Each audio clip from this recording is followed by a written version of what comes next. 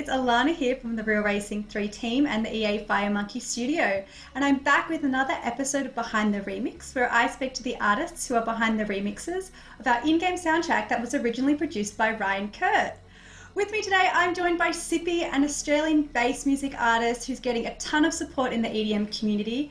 And she's also our talent behind the remix of Taplein. Hello, SIPPY. Thanks for joining me. Hello, how are you going? I'm good. I'm really keen to get this interview started and to learn about yourself. You're a very interesting person. So can you kick things off? Some people think that. I don't know. Can you kick things off and tell us about your music background? Is music something that you've always had a passion for when you were younger and knew you were going to pursue it? Or is this something that you've kind of fell into later in life? I think music has always been a part of my life. I started playing instruments when I was really young at school, so started playing piano at about 8 years old and started playing drums at about 12, started teaching myself guitar at around the same age. I very much loved music, loved playing music and loved just writing music. It was always just, I guess, for fun. I was always just playing around, messing around. I'd be part of a band, or through high school, I actually did music for my final exams, but it was always, and I'd be writing music for as a part of that, or for the bands, or for all sorts of stuff. But I think it always seemed like a hobby.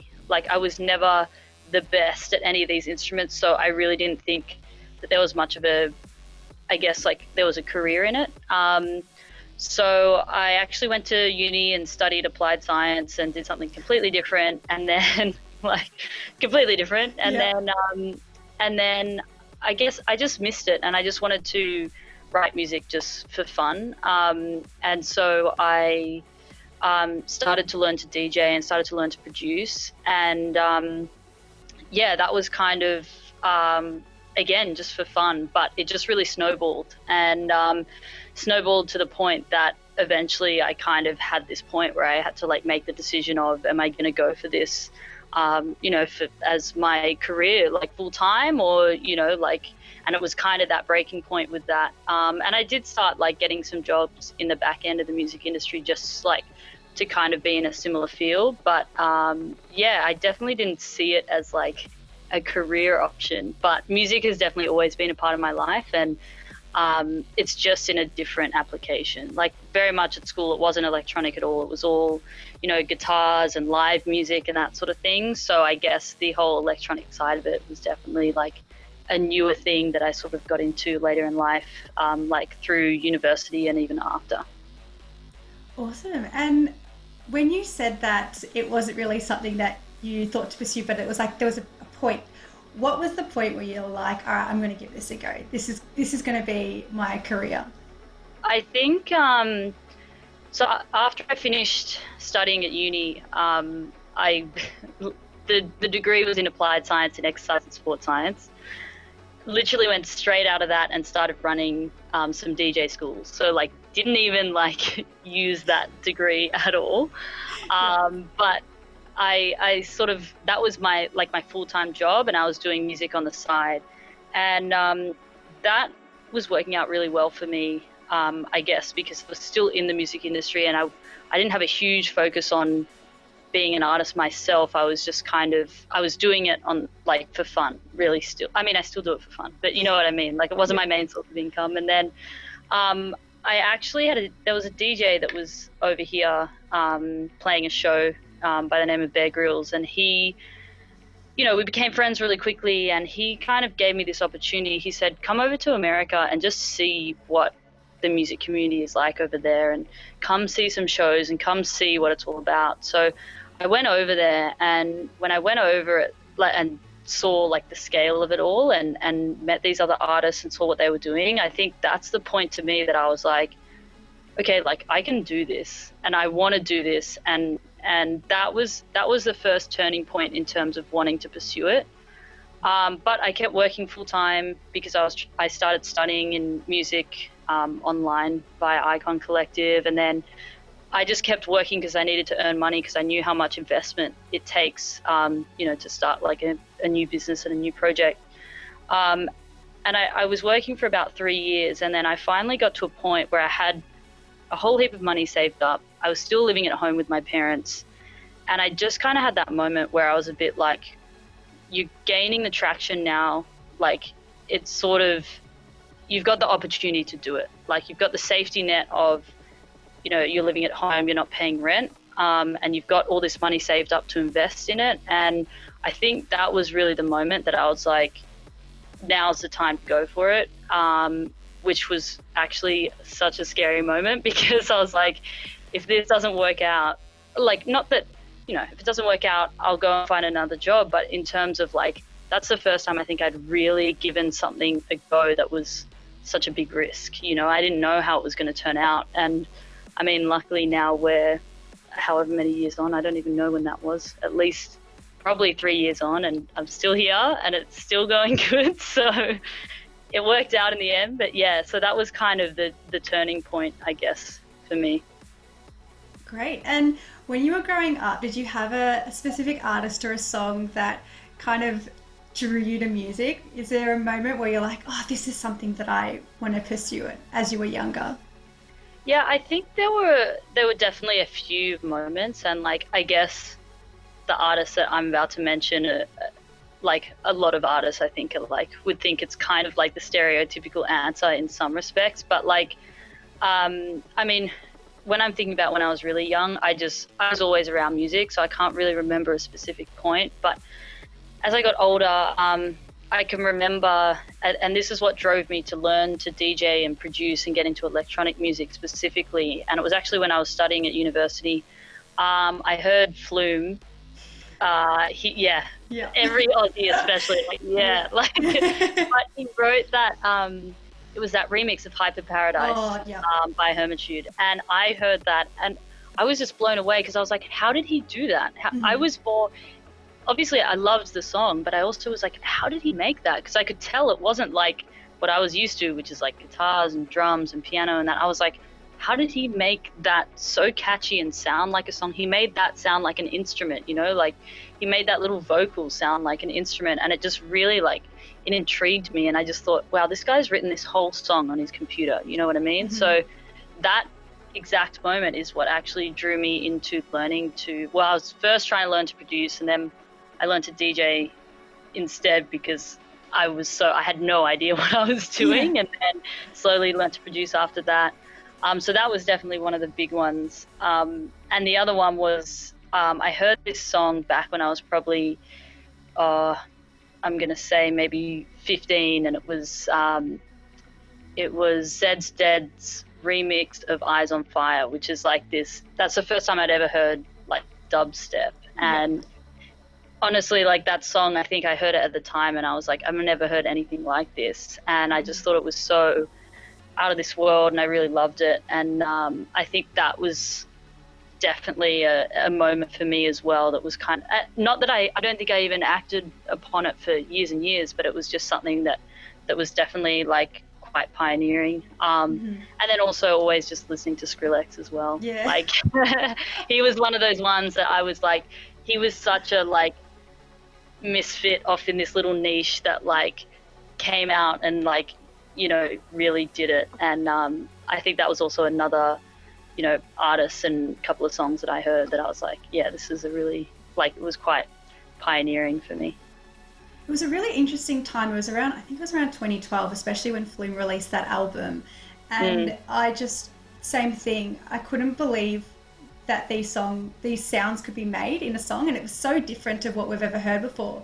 And then on top of that, then you've got that whole Skrillex side as well, which was like, what is happening to my ear? Yeah. What is this? It's like 100%. Like, it would be so catchy in moments where you're like, there's not even a vocal there. Or if it was a vocal, it was like some chipmunky thing that's been all cut up. And you're like, how have you made that into something so beautiful? And I still think that even now with like some of Flume's more recent stuff, like he'll take something that sounds, that like isn't necessarily a nice sounding thing, and he'll manipulate it and turn it into something so beautiful. And I think like that is like you said, like back when that happened at first with Flume, like I think everyone was just like, what the hell is going on? You know? Yeah, but it's still so relevant today. I love it when it pops up in like Spotify or a playlist. And you're like, 100%. oh, this brings me back. It's still relevant to today. Yes, That's the amazing exactly. thing about it. The songs can still hold up today, and you couldn't tell that it was like almost 10 years ago. And that's everyone's dream, I think, as a producer too.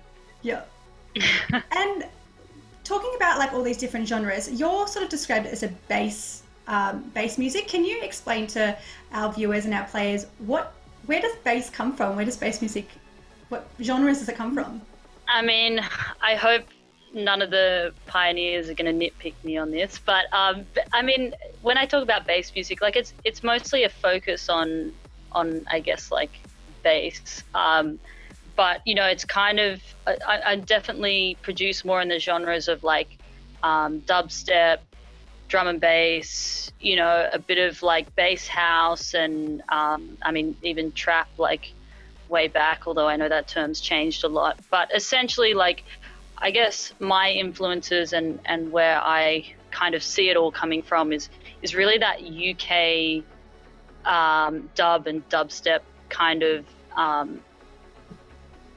origins, like I guess, and even like some of the UK garage kind of origins as well. Like I see most of where the genre has developed coming from there. I know now, like in America, the bass scene has become really big, but in my opinion, like a lot of the pioneering of these genres has come from that UK, you know, whether it be UK dub, even UK grime, you know, that kind of underground world in there, and the drum and bass over there, like I don't know what it is, but the UK sound over there, like they came up with some really like cool stuff over there, that's for sure.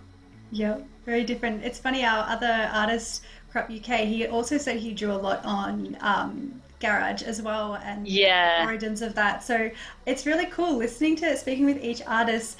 They all have a little bit of similarity with them, or I think like now everyone takes different genres and mixes them together. There's no like real one thing anymore. It's all combined from everywhere. So it makes it special, especially definitely. when you're creating new things.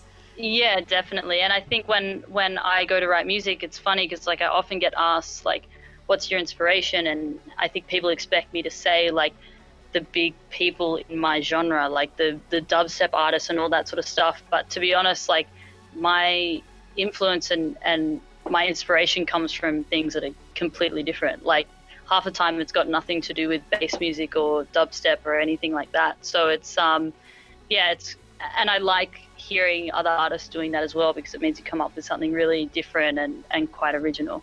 Yeah, exactly. I wanted to ask as well, have you got a special moment? This could be as a DJ or as an attendee at a gig or a festival that was really memorable for you. Yeah, I mean, I have a few. It's always really hard to like kind of whittle it down to like, I don't know, one or two, but I think one of the big moments, which was only fairly recent, was I played at Spilt Milk in Australia, which like, I mean, people over the world have probably never Which heard one? of. Because I was at Spilt Milk for the last couple Were of you? years. Yeah. I played the one in Canberra and the one in the one down in Melbourne. What was it? Ballarat? Yeah. You went to both of them? I went to Canberra in 2018, and then last year I went to the Ballarat one. That's awesome. So I played at Ballarat, and it was actually the Canberra one. So I was on a tour run through Oz, and it was like, I guess my best Oz tour I've done. I was just playing show after show, and it was really awesome. And I was in the process of like applying for a visa to go to the US to do this big tour, and that was, I guess, one of my goals from really early on, to get over to the US. And I remember I'd played like a couple of shows that weekend. I think I'd played up in the Sunshine Coast, so I'd flown up there, flown back down to Sydney, had to drive down to Wollongong to play a show there, then drive back up to Sydney, and then drive to Canberra from there or something. Anyway, I was exhausted. I was running on fumes. But I was excited because like it's a local festival here that like I know is a really awesome festival. And in my head, like, it was definitely more for like, usually at that festival you see more like bands and and singers and that sort of thing. So I was honored to be on the lineup anyway. And I got there, I was really nervous about it. I'd planned my set like way better than I even normally would have, because I was just really nervous about it. And anyway, I got to the stage, and what they do in between is they like there's a crossover of like whatever, I don't know if it was 20 or 30 minutes. So when someone finishes, there's no music, there's no one on stage, and so everyone clears out. And so I just watched, who was it? I don't know, someone had just played before me, and then actually it was Manchinair, because I don't know if it was Manchinair directly before me, but I know I was watching them because I love them. Yeah. Anyway, they finished and the whole crowd cleared out, and I was on next, and I just remember thinking, shit, like, no one's gonna come back. Like, you know what I mean? Like, I was just like, this is gonna be so awkward. Anyway, so I stood behind the stage. You had to be backstage like a little bit before, standing back, couldn't see anyone out there. So I was just like, oh. And then like probably not even 5 minutes, like 2 minutes before I went to go on, I looked out and I could see like all these people had flooded in, and I was like, oh my God. Anyway, sure enough, I go on to play, and it was absolutely rammed, like absolutely rammed. And I was just so excited and so happy. I think because especially like I've been doing this for a fair while, and I've been working hard in the Oz scene. I know that there's not a huge scene for what I do here, and I always had my heart and mind set overseas, because I knew that that's kind of where there's a lot of opportunities. But to get on that stage at that moment, after working for years in this scene, it kind of felt like all of that hard work had like finally paid off, and I felt so supported by my local community, like, I mean, I'm from Sydney, and Canberra is like the closest spilt milk for us, and just seeing the amount of people there who were getting behind it, who was so keen to watch me play, and they were there the whole time. And like, honestly, that hour was like the most fun hour I'd ever had in my life. I was like jumping up and down constantly. I was like just having an absolute ball. And like, I remember after I got off, like there was a moment when I got up, because I opened the set with this edit of my own song that I'd written, and I got up on stage, and like when like the song dropped, like I was almost crying. Like I was just so amazed at like the support, but also like it was a bit for myself. I was like, you worked hard, and like here it is, you know what I mean? And I think those moments you have to really sit in them, because there is a lot of work that you do, and there's plenty of bad news, or there's plenty of work that you do without anything coming of it. So I kind of really just like enjoyed that whole hour. And then even afterwards, like I was getting tagged on Instagram on all these stories, and it was from like my friends, as in like friends I went to school with, or like went to uni with, or whatever, who were outside of the stage area saying they couldn't get in because it was so packed that they like couldn't get in. And I was honestly, like, I think for me that moment, like, you can tell I can't stop smiling. But it was like, I think that was one of the moments for me, like, where I was like, you've done all this work, and now like you're seeing all the payoff for it. So I think that was definitely like a huge moment for me when it comes to like shows. I think I'll remember that forever. I've got this photo that they sent to me that they framed of like me doing this like crazy high kick with like my hair's just going everywhere, and I look like I'm just, and everyone's in the crowd just like losing it. And I was like, yeah, like that's why that, all that hard work was worth it. You know what I mean? And how special to play so close to the hometown where, like you said, all your friends and family just happen to be there as well, and people you haven't spoken to for a long time. So yeah, that's such a lovely story. It was so awesome. And it was so funny because like I walked back out and my best friends are texting me like being like, hey, like come and I'll say hi. And like these are my friends who I've known since I was like way before I did music. Yeah. And they just kind of stand there, and it's not their world at all either. Like, you know, they do whatever. They're like radiographers or, speech pathologists or just random teachers, and they're like standing there just like, what the hell is going on? Like, and it's amazing. Like I love that. I love having them share that moment too, because they've seen it, I guess, from before it all, before I even was in music in this way. So yeah. Well, that's such a lovely story. You can definitely see on your face that brings back joy and memories Gonna have to give it a Definitely. search on YouTube, see if there's anything out there. I'd love to see this There's hiking of yours. definitely, I think there might be, I know I've posted on Instagram the videos or even on my Facebook, like there's definitely like some videos that got put up after and it's like, I'm like, yeah, Yeah, damn, yeah. Like, yeah, it's like, it's sick. that's great. Well, I wanted to move into your remix of Taplin and ask hmm about that. So, can you tell us what kind of inspired you to make that remix? What did you draw from when you were creating the remix for Taplin? I guess like when it came to the remix, I don't know, I don't even know where to start really. It was like, I guess when I got the track and listened to it, I mostly was just interested. Like I really loved the original, so I just kind of loved the progression. I loved kind of how it started and where it got to, and I just kind of I don't know when I got sent. So for people who don't know how it works for an artist doing a remix, essentially you get sent something called stems, which is essentially just the audio of the track but split into groups. So it'll be like the percussion or the drums, and then it might be like the bass, and then it'll be all of that sort of stuff. And I all the synths that got brought out, I guess the place I started with was just getting all of the chords and all of the melodies through that, because I just kind of wanted to keep that as I guess the centerpiece of the remix, and then apply that to my own synths. So I kind of started with that, and I really loved the chord progression, which to me is like the basis of a song. So I went through and kind of got all the MIDI and sorted that out.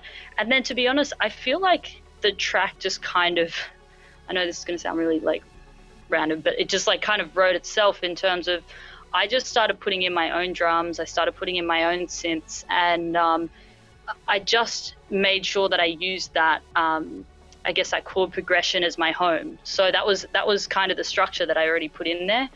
And I think for me, like, obviously, like it's a car racing game, and like, I mean, I don't know if you've never like, I guess it's different if you've never played any video games, but I feel like everyone has played car racing games of all sorts, like, through their life. And I think every time, like even if you're playing like what's that, like Mario Kart or something, Yeah. like there's always this like sense of like intensity and urgency. Like no matter what's happened, as soon as that green light Yeah. goes, like I don't know, it doesn't matter how old you are, how young you are, like you're straight away just like, like you're in it. And I think when it came to that, like I loved, and like people will hear this in the remix, it kind of has this slow kind of opening, which kind of reminds me of like, when all the cars are lined up and they're like doing the different shots and you're like, waiting for like everything to start. But then I wanted it to build into that like intense, just like, here we go. And you're like zooming in and out and you're just like, I wanted that song to really like join you with that. You know what I mean? So, yeah, I don't know. I guess that's kind of like where it all came from. I think I've definitely, ever since I was a kid, have always played like car racing games just in general. Like they've always been like kind of a go-to. And so I think straight away when I had to write a remix for it, I was like, I kind of just knew where home was Yeah. a little bit, if you know what I mean. Yeah. You knew how it works, and you know the intensity players have or feel, and how their journey through the track as well. Like, you've got Yeah, that, like you said at the beginning,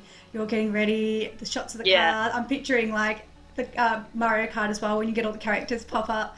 yeah. And Well, like then, even yeah, like, when you're about to start, or like if you're playing with a mate or like whatever, like, and you press like start before you're ready, and then you're quickly like grabbing things and doing things like while the music's playing in the background, and you kind of yeah. like, you're like, oh, okay, I got to get all this stuff before I like sit down and like play. You know what I know that's like a weird thing, but I feel like sometimes like if you're playing games a lot, like you'll have those moments where you'll click start and you'll be like, oh, okay, I have like 20 seconds to get my everything together. You know what I mean? Yeah.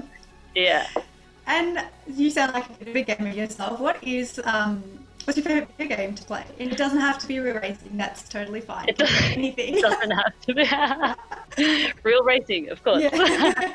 I mean, look, to be honest, I've never been like, I mean, I wouldn't say I'm a huge gamer. I definitely have played video games since I was a kid. Like I had the Nintendo 64, I had Game Boy, like Game Boys, like literally like all the different variations, like starting with Game Boy Colors and then moving on. And then I had an Xbox.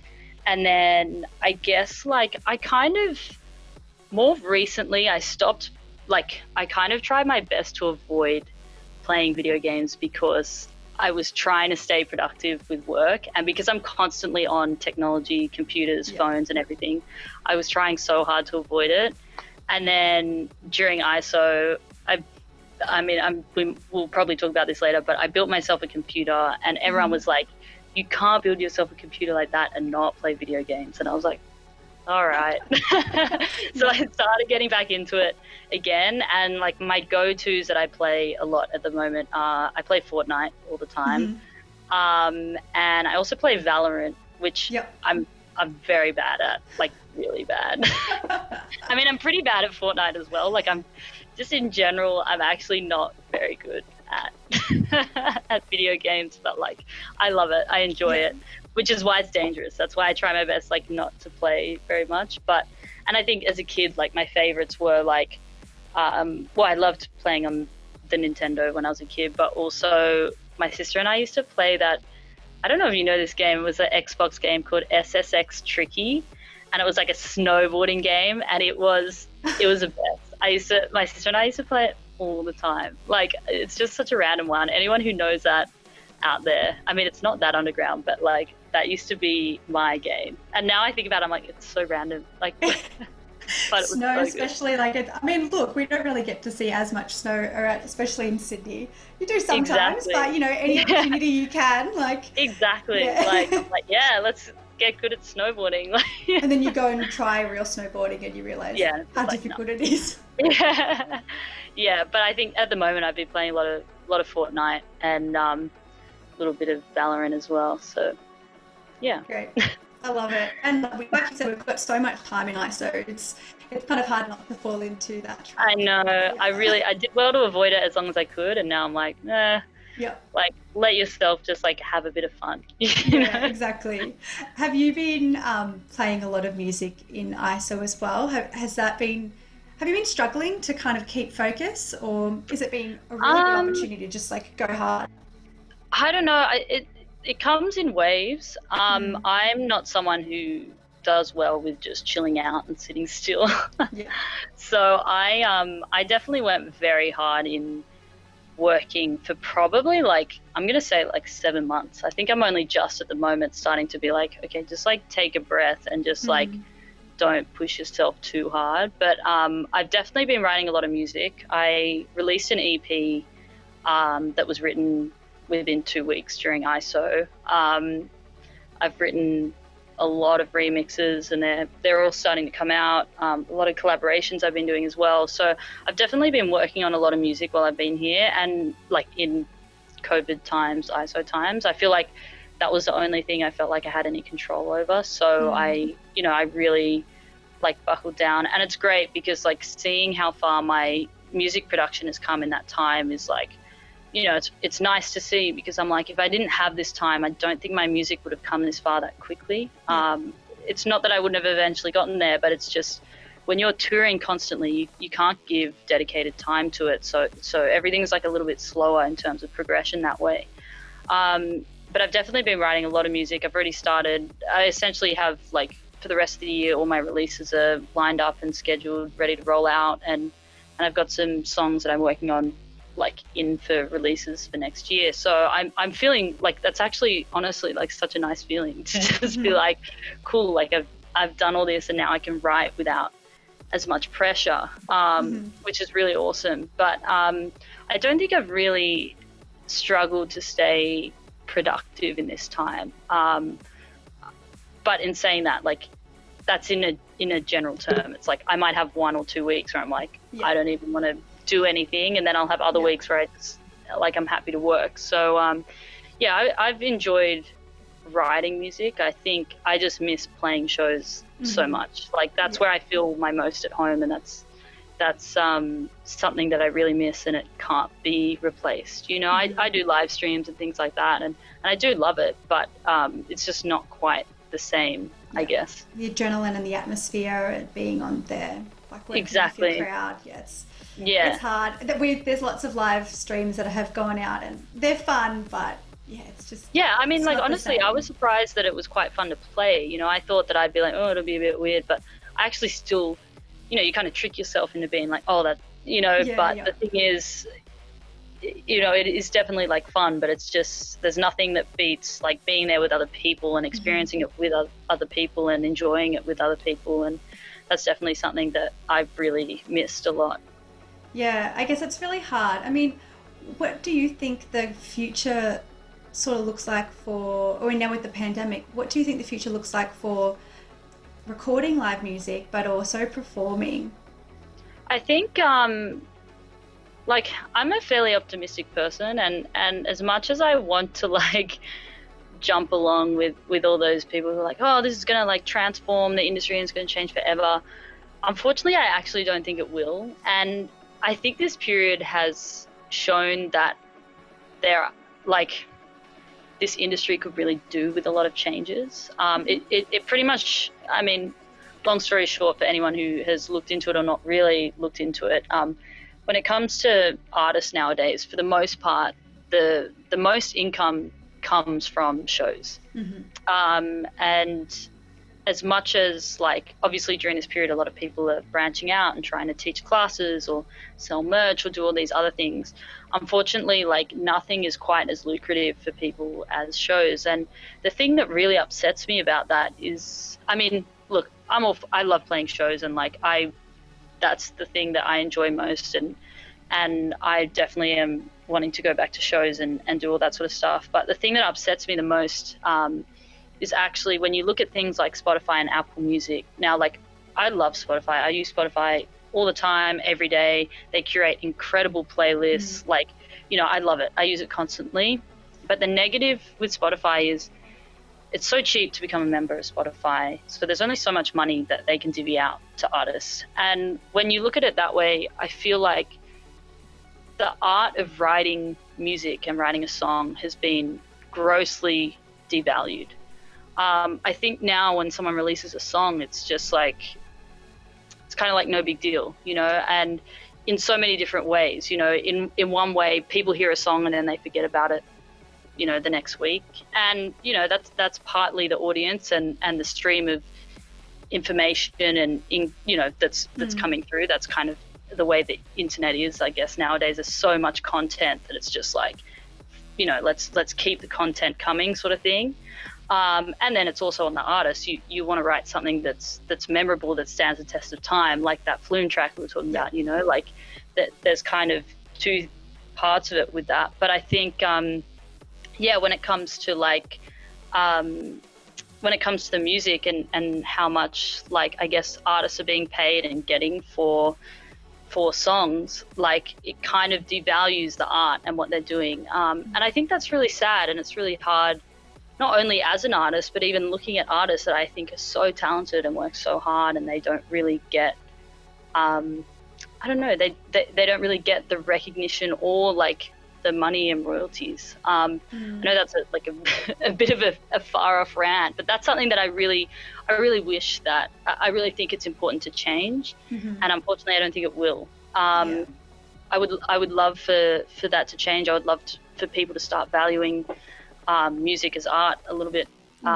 more than they have. But in terms of like how it's changed, I guess, and how things will change, I think until we have either a vaccine or COVID's completely eradicated, like, I think if that happens, if we have a vaccine or COVID's completely eradicated, I think things will actually just go back to normal. I think people will go out, they'll go to festivals, and they'll still want to experience live events. Not to say that some live events won't be live streamed. I think they will, but I don't think live streaming will ever take over from the real thing. At the end of the day, we all love to connect. We all love to experience things together.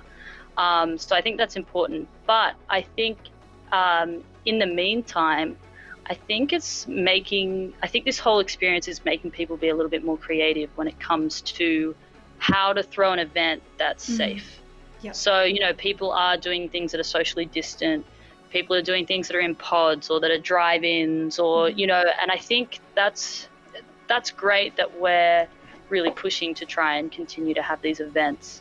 And I think it's important to do both for, yes, okay, it's important for artists. It's great because we can get back to work, but also just for people, it's a hard time and a lot of people are going through a lot. And I think, yes, you have your basics, like you need food, water, shelter, but entertainment, what it can do for people mentally is really important. And we've seen from different countries and cities around the world that are in extended lockdowns, it gets to a point where it becomes so hard. And I think having these, adjusted shows, especially when things are sort of like starting to open up but they're not fully opened up, I think it mentally helps people a lot to kind of, I guess, come back from where we were, even if things aren't quite back to normal, like things aren't quite like how we remember them and how we used to do them, but it's kind of a step in the right direction, and definitely can get people in a better place mentally, I guess. And people go to these shows to listen to the music and to be around friends and be around people. I think, as you mentioned, the pod situation. It's such a cool idea, and I actually kind of love it. I mean, yes, I love being in a crowd, but you're with your close friends in a little pod, you can dance together, and you're still listening to the music and supporting the artist. So 100%. I think the pod system is really great, and I know like some people are scared of it or worried about it. Depends what country or what area or what city we're talking about, because I think there are a lot of like countries are all doing it differently, and I think some have jumped into things really quickly. But if you look at some of the places that have very dwindling numbers, and you've got this pod system, right? Like these people have come to the show together. If one of them has COVID, they've all got COVID. You know what I mean? But having yourself in your separate little area, like it's actually, you're still there enjoying the show, but like you've got your mates around you, you can talk to each other, you've got enough room to like kind of move around. And, I know obviously like the people running the event want as many people to make as much money, but I love having space. Like I'm so little that like if I'm at a festival, I can't see anything. So if I'm in like a little pod, I'm like, I got room to move, and I don't have someone's butt in my face, and I'm like, oh, this is like great. You can put your bags down and dance around your bags, not be those people. Yeah, exactly. Yeah, I think it's a cool system, and I hope we have some in Sydney over the summer. That would be really fun if we do. Yeah, hoping for you, fingers crossed. Out there. We got no hope here. We're struggling, but I don't know. Hoping for everyone else. Yeah, hopefully. I don't know. Who knows? We'll see what happens. Hopefully. I'm going to finish on our last question. So obviously Real Racing 3 is a car game. So I wanted to know, what was your first car, and if you could have any car in the world, what car would you choose to have? Okay, I am actually glad you asked me this, because I think as a kid I was never really like much of a car buff, and I wasn't really into cars. But now as I've gotten older, I wouldn't say I'm a car buff, but like I'm into cars. Yeah. I'm into cars, and I'm like, oh.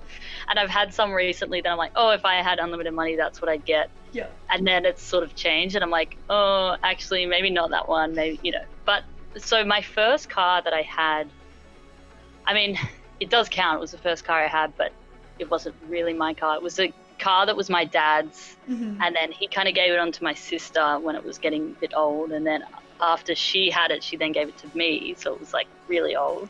But it was a Honda Accord Euro. Yeah. And it was like, I was like, this is a nice car. And this was like when I could just start to drive. But yeah, it was a pretty good car. It was a solid car. Like we'd had it for years, like over 14 years, like had it for ages. And it was all like scratched up and dinged up and all that.